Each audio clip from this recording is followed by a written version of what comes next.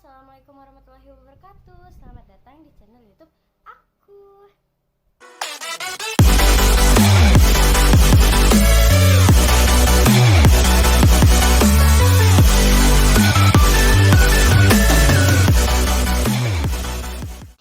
Di video kali ini aku mau membahas tentang toxic relationship bersama Meita. Sebelum kita membahas seputar toxic relationship, boleh dong kenalan dulu Mbak Meta. Gak apa-apa ya, Mbak Meta juga ya. Kita panggil Mbak Meta karena aku udah terbiasa ngomong sama dia tuh Mbak Meta gitu. Boleh kali kenalan dulu siapa, mungkin kuliah di mana atau nama Instagramnya apa gitu biar kalian tuh follow ya kan. Halo, perkenalkan nama aku Meita. Aku dari Universitas Islam Negeri Syarif Hidayatullah Jakarta. Follow ya IG aku, ntar dicantumin di bawah. Ntar aku cantumin di sini ya, jangan lupa follow. Ya, jadi di sini aku udah punya beberapa pertanyaan nih di kertas ini nih, ya kan, Mbak? Nah, mengenai toxic relationship, tahu kan pasti toxic relationship itu apa? Tahu banget. Nah, pasti tahu dong. Nah, menurut lo itu toxic relationship itu apa sih? Menurut gue Gak apa-apa biar kita nggak kaku kali ya, ngomongnya. toxic relationship itu hubungan ya. Itu hubungan yang awalnya serius banget nih sampai bikin bucin. Ternyata hubungan itu ada dampak negatifnya karena saking bucinnya, mungkin karena apa ya namanya posesif, terus sering berantem, cemburuan, terus lama-lama ngekang, habis itu ya banyak deh kayak gitu. Itu udah masuk dari tanda-tanda toxic relationship juga ya kak ya? Kak kan jadinya mbak. Bingung soalnya biasa manggil Mbak Meta kak ya kan?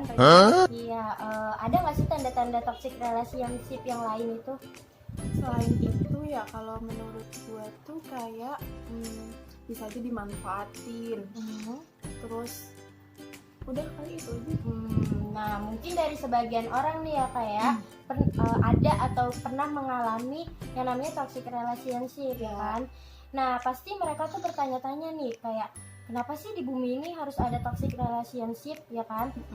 Terus apa sih yang membuat munculnya toxic relationship itu? Apa karena hubungan yang terpaksa ya kan, seperti coba-cobalah karena udah waktu umurnya yang tua mungkin ya, atau apa? Nah menurut lo itu gimana? Kalau menurut gue ya, adanya toxic relationship di hubungan itu, yang pertama bisa dari orang tua nih, orang tua yang kayak kamu kan udah umur segini tapi kok belum punya pacar gitu, dipaksa gitu ya. Yang kedua, misalnya kita habis putus dari pacar sebelumnya, terus habis itu aduh gue mau balas dendam nih atau mencari pelampiasan. Akhirnya kita buka hubungan baru kan sama orang. Jadi itu dia hubungannya itu bukan karena cinta tapi karena buat pelampiasan. Terus jadinya di dalam hubungan itu sering berantem, terus seenak. Misalnya gue nih yang jadi orang yang jahatnya, gue seenak gue gitu memperlakukan si cowok ini, jadilah tuh hubungan lama-lama jadi toksik. Terus itu aja mungkin. Nah, dari cerita Mbak Meta tadi, pernah nggak sih Mbak Meta tuh terjebak dalam toxic relationship? pernah banget. Oh pernah ya? Wow. Sama yang mana nih? Sama yang sekarang? Ada lah, yang dulu. Oh yang dulu, alhamdulillah ya, bukan yang sekarang. Kalau iya, pernah nggak sih lo itu setiap ada masalah di hubungan lo itu menyalahkan diri sendiri, bahkan sampai nyakitin diri sendiri? Pernah sih. Itu kayak gue mikir nih, di luar nih happy aja kayak sandiwara lah, gue bisa senyum, bahagia, tapi pas udah di kamar nih sendiri, gue ngerasa kayak gue sama teman-teman bahagia, tapi sama satu orang nih, pacar gue, kenapa gue diperlakukan kayak gitu? Apa gue salah? Apa gue tuh nggak pantas dicintain, disayangin, dijaga, dimilikin? Wah langka batu gitu dah. Jadi mikir terus ya, apa kesalahan terus kita sendiri. Terus kadang sampai mikir apa gue nggak pantas gitu hidup di dunia. Padahal enggak sih, nggak kayak gitu. Pernah nggak lo merasa nggak berani buat ngomong enggak gitu ke pasangan lo atau ke orang yang dulu pernah ngalamin toksik itu? Soal apa dulu nih? Nah, contohnya itu kayak misalkan nih, lo sama gue tuh berteman ya. Nah, cowok lo itu nggak suka sama gue nih ya kan. Terus cowok lo ngomong kayak gini, bisa nggak sih lo jauhin Rizka gitu, gak usah berteman sama Rizka gitu. Oh, intinya gue bisa jawab iya atau enggak gitu. Yang ngikutin kemauan dia atau enggak gitu.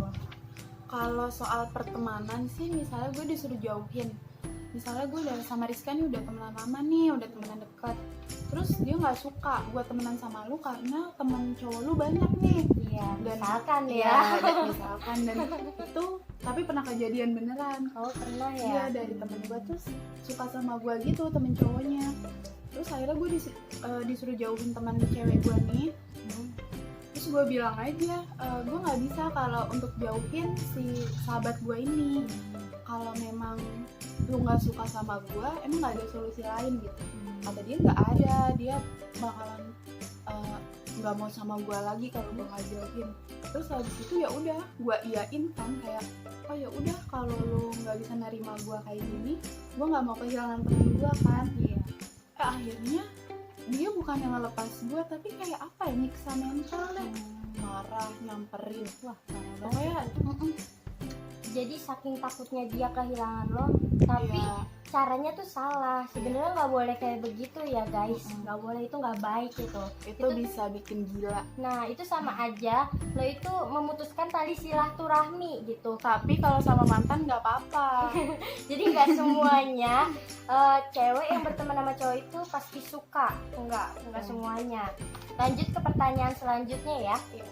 Kalau lu lagi ada masalah nih ya kan sama doi lu ya kan, pernah nggak sih masalah itu tuh susah banget untuk diselesaikan?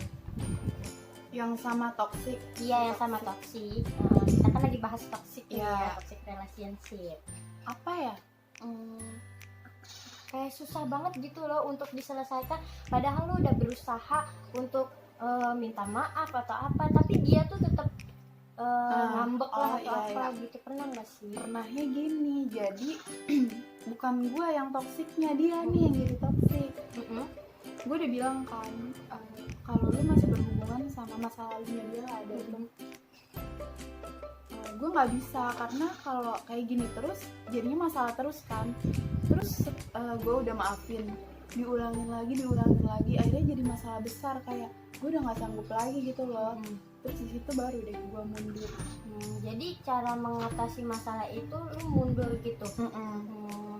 Mungkin ada cara-cara lain biar masalah itu nggak lama, mungkin dari lo caranya gimana?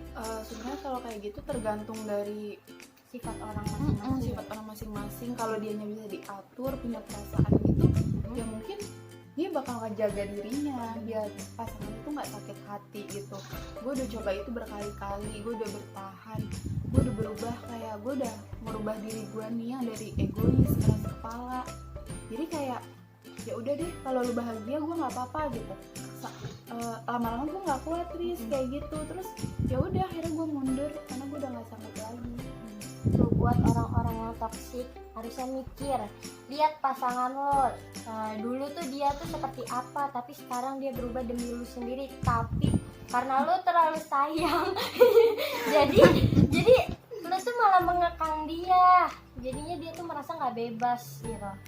Nah, pertanyaan lagi nih Mbak Meta, nih cara lu keluar dari hubungan toksik tuh gimana biar orang-orang yang mungkin sekarang yang lagi nonton ini lagi merasakan toxic relationship nih ya kan, biar termotivasi gitu sama cara-cara lo, atau gimana gitu biar keluar lo dari toxic relationship? Caranya yang tadi kan pertanyaan sebelumnya gue udah sempat jelasin ya, diinggung sedikit. Kita yang pertama berusaha bertahan, koreksi diri. Terus di sisi lain juga dipertimbangkan sama pasangan kita itu tadi, kita kasih tahu lah apa yang nggak kita suka, terus apa yang bikin masalah itu berantem, yang bikin hubungan itu berantem, jangan diulangin lagi penyebabnya. Nah, Nah, kalau semua itu udah dilakuin tapi nggak ada hasilnya dan dia pun tetap maunya bahagia sendiri, nggak mikirin perasaan kita, lebih baik udah. Nah, karena di luar sana itu masih banyak banget orang yang lebih baik dan bisa lebih menghargai. Merinding ya dengar omongannya. Tapi alhamdulillah sih lu bisa keluar dari toxic relationship ini, dan lu sekarang juga udah punya pasangan yang lebih baik, alhamdulillah ya kan. Nah, ada nggak nih pesan dari lo buat orang-orang yang sekarang mungkin ya yang lagi nonton video ini sedang mengalami toxic relationship, atau buat orang-orang nih yang toxic sama doinya sendiri nih, apa nih Ada pesan dari lo? dari gue ya. Iya. Yang pertama, kalau lu masih sayang, perbaikin. Karena nggak segampang itu kita nyari pasangan langsung cocok, tapi udah cocok malah dibikin toksik karena keegoisan masing-masing. Pertahankan. Yang kedua, kalau memang udah merasa apapun udah dilakuin, udah berusaha ngerubah, terus tapi ternyata hubungannya tetap gitu-gitu aja, coba cari cara lain yang bikin hubungan nggak ngebosenin. Karena bisa aja pasangan kita itu kan jadi toksik karena bosan sama kita kan, terus Iya, jadinya bisa aja sih. Nah, yang ketiga nih, yang terakhir, kalau memang udah nggak sayang, udah ngerasa itu orang ngancurin diri lu, hubungan itu bikin lu nggak semangat hidup, lebih baik akhiri. Tapi ada pesan nih dari gue nih buat orang yang toksik sama doi-nya sendiri ya kan. Coba deh, kalau lo emang beneran sayang sama dia, terus habis itu lo takut kehilangan dia, ubah cara lo, jangan kayak gitu. Itu malah menyiksa pasangan lo sendiri, malah ngebuat pasangan lo itu menjadi bosen gitu. Kadang suka mikir yang aneh-aneh gitu. Oke guys, sekian dari perbincangan ini. Terima kasih untuk Meita. Terima kasih juga Rizka. Jangan bosan-bosan ya kalau kita sering ngobrol-ngobrol kayak gini. Tenang Nanti aja. mungkin lain nanti ya kita akan berbincang-bincang lagi mengenai topik-topik yang lain ya kan. Untuk kalian semua jangan lupa like, comment, dan subscribe, dan jangan lupa share ke teman-teman kalian dan sosial media yang kalian punya. Jangan lupa follow IG kita juga ya. Nanti ada di bawah sini. Follow ya.